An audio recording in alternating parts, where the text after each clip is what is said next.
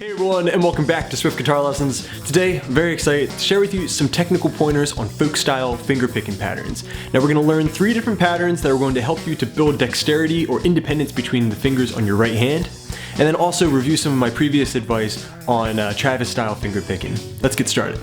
Okay, a close look at the fretboard and also my right hand. We're getting started by placing a C major chord shape with a capo here on the 4th fret. This way you'll be able to see exactly what I'm doing. Okay, so our goal for today is to build dexterity or finger independence in your picking hand. To do this, we're going to learn 3 patterns, and they're going to get harder as we go. These patterns are going to use our Travis-style fingerpicking technique. That means that the thumb controls the E, A, and D strings, while the pointer, middle, and ring fingers control the G, B, and E strings. Okay, now we have a closer look at the right hand. We're getting started with pattern number 1, a basic arpeggio pattern. Sounds like this.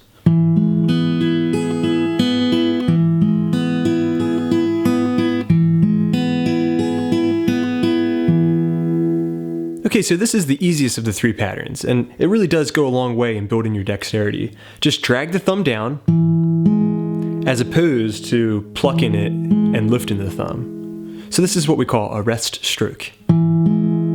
Index, middle, ring, middle, index, and back to middle. The B string finishes it up. That way we have a full measure to practice. 1 and 2 and 3 and 4 and. You practice that over and over again. Remember, 1,500 repetitions before something's muscle memory. So that'll be about a week of practice. That's not to say you can't move on to another pattern once you start to feel comfortable with your basic arpeggio.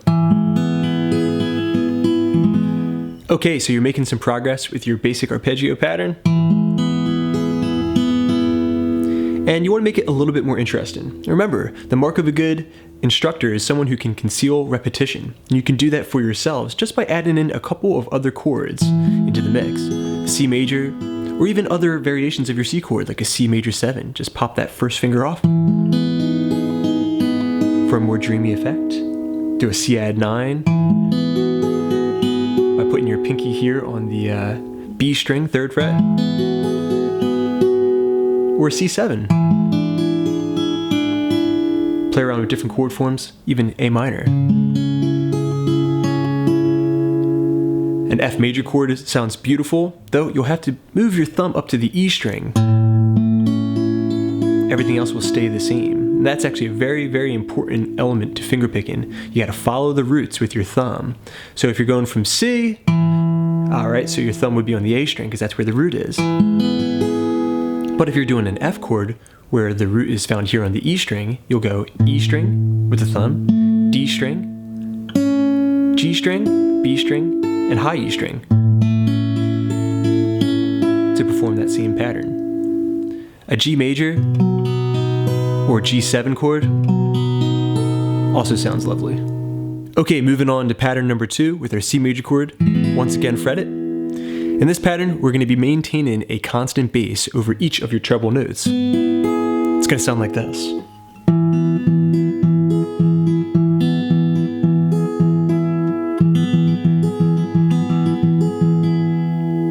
Okay, so that was 1 pluck of the C note on the A string for each of your treble notes. So that means we're going to be playing the A string, the G string, back to the A string, the B string, back to the A string, the E string. Notice how my fingers stayed down until they were ready to be called on. Then finally finished up with an A and a B. Quick pointer, it's very, very helpful to count as you play through these patterns. So 1 and 2 and 3 and 4 and 1 and 2 and 3 and 4 and once you finish a pattern, reset and then start again.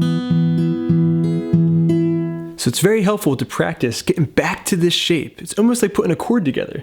The thumb goes back to the root on the A string and the pointer, middle, and ring return back to the treble notes. Reset.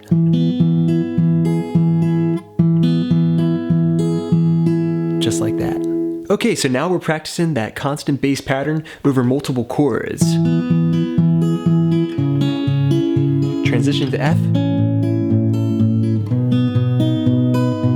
And G, making sure to change the root to the E string. Okay, congrats to everyone who's made it this far. Real quick, before we move on to pattern number 3, I want to give you a tip.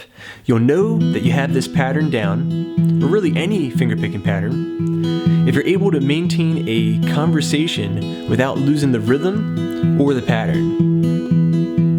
So practice these patterns until you're absolutely blue in the face. You have to get them in the muscle memory, and then try to hold down a conversation with somebody.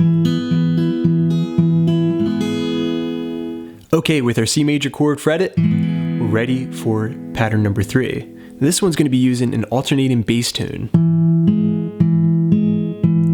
making it the toughest one that we've learned yet. But with steps number 1 and 2 completed, you should be able to pick this up with relative ease. It's going to sound like this.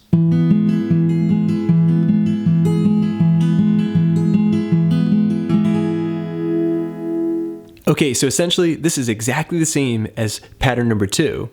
But for each note we have in the treble, we're going to alternate back and forth between A and D. For example, A, G, D, B, A, high E string, D, B string. Returning back just that way we have a full measure to work with. 1 and 2 and 3 and 4 and 1 and 2 and 3 and 4 and. Very important to count as you practice these patterns. 1 and 2 and 3 and 4 and then start off at a slow tempo. After several repetitions, accelerate.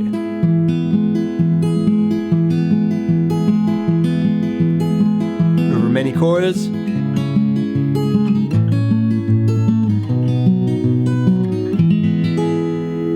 Until you've mastered the pattern. Okay, so that alternating bass pattern can work very well in conjunction with other patterns that we've already learned. For example, your basic Travis style pattern, which in a previous lesson I broke down for you is very similar to a super basic fingerpicking pattern that we call outside inside. Taking any 4 strings, for example A, D, G, and B, plucking those that are on the outside with the thumb and middle finger, and then those that are on the inside with the thumb and pointer. Outside, inside, outside, inside. I wish someone had told me years ago that if you just take the first 2 notes of that pattern, pluck them together, and then continue on, you end up with a Travis style pattern. A pattern that's used in songs like Don't Think Twice, It's Alright. That pattern can be used in conjunction with our alternating bass pattern like this.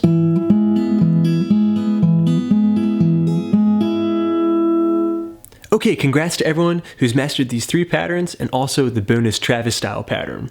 Real quick, one last bit of advice. Over my many years of teaching, I've found that fingerpicking can be very intimidating for many guitar players. I, for one, tried to jump right into Don McLean's Starry Night, and I failed miserably. So the real reason that a lot of guitar players fail to pick up these techniques is that there's a lot of prerequisites. We try to jump into the full Monty far too soon. So remember, there's always ways to learn these patterns using building blocks. You can start off with the very basic prerequisites and work your way up, like we did in this lesson, to something that's much more complicated. Don't be afraid of the repetition. Remember to conceal it as best you can by making the practice a little bit more interesting by throwing in other chord tones. Before you know it, you'll be able to play these patterns with your eyes closed. Alright everyone, thanks so much for checking out this lesson on folk style fingerpicking. I hope you enjoyed it. I got plenty more videos coming up, so keep checking back. Please subscribe. This is Rob at Swift Guitar Lessons in Philadelphia saying happy picking.